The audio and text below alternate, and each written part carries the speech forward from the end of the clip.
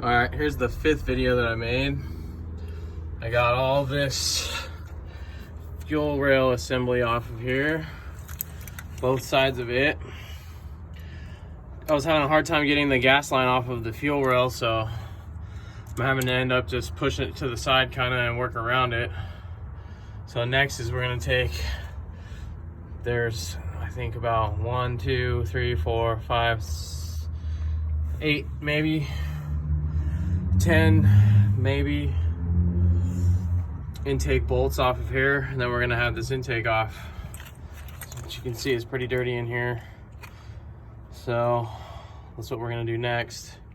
This is the mount for the coil that I was talking about earlier.